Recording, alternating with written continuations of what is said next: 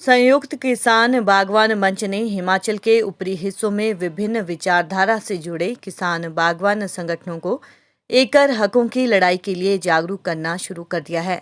इसी कड़ी में रामपुर में मंच की बैठक ठियोग के विधायक राकेश सिंघा की अगुवाई में हुई, जिसमें विभिन्न राजनीतिक दलों से जुड़े किसान नेताओं के अलावा पंचायती राज संस्थाओं के प्रतिनिधियों ने भी हिस्सा लिया।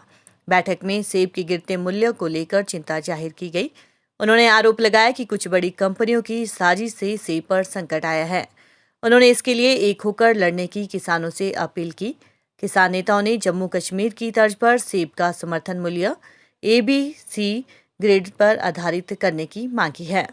उन्होंने ये भी कहा कि हिमाचल प्रदेश APMC एक्ट 2005 को ईमानदारी से लागू नहीं किया जा रहा है, जबकि इस एक्ट में किसान बागवानों के हितों के लिए पर्याप्त प्रावधान है। इसके अलावा किसानों का बागवानों का आढ़तियों के पास फंसा बकाया दिलाया जाए।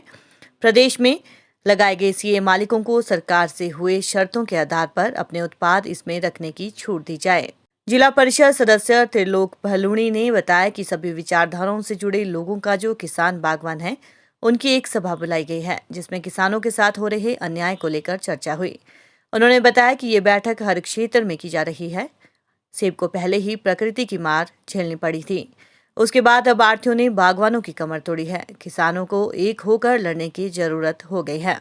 आजकल तो जो है मंडी के अंदर जो है बागवानों के अभी सेब को कोई देख ही नहीं रहा। APMC इम्फेड के अंदर जो है उचित रेट नहीं तय हो रहे। तो आज ये है कि आज की जो रणनीति ये होगी कि किसान बागवानों के हितों के रक्षा करने के लिए हम जितने भी है पूरे प्रदेश के अंदर लाहौल स्पीति से लेके किन्नौर से लेके, वो चाहे आपके बेमौसमी सब्जी बेचता है कोई जो सेब उत्पादक है, और वो चाहे कहीं और भी जो किसान है, कि सब जो है किसानों का एक साझा मंच बनेगा। आने वाले समय में किसान और बागवानों के हित के लिए जो हम जो संघर्ष करेंगे, उसमें सभी जो है दलगत राजनीति से ऊपर उठकर जो है सभी उसमें भाग लेंगे। किसान और बागवानों की जो है फसल के लिए, बागवानों के जो है सेब के लिए के उचित दाम जब तक नहीं मिलते और इस के लिए कोई उचित जो है नीति सरकार नहीं बनाती, तो हमारा संघर्ष जारी रहेगा। और आने वाले समय में आज रणनीति ये तय होगी कि आने वाले समय में जो 13 सितंबर को अभी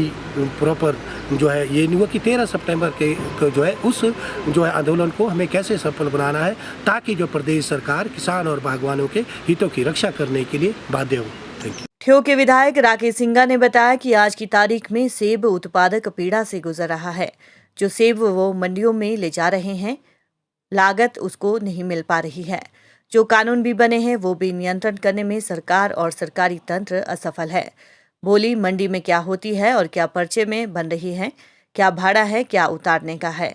किसानों से लूट हो रही है। न्यूनतम समर्थन मूल्य जम्मू कश्मीर के तर्ज पर हिमाचल प्रदेश में भी किसान को मिले। इन बातों को लेकर आज रामपुर में बैठक हुई है। एप्पल न्यूज के लिए रामपुर शहर से विशेषण नेगी की रिपोर्ट। देखिए, जो आज बैठक हुई है, अलग अलग किसान की जथेबंदियां।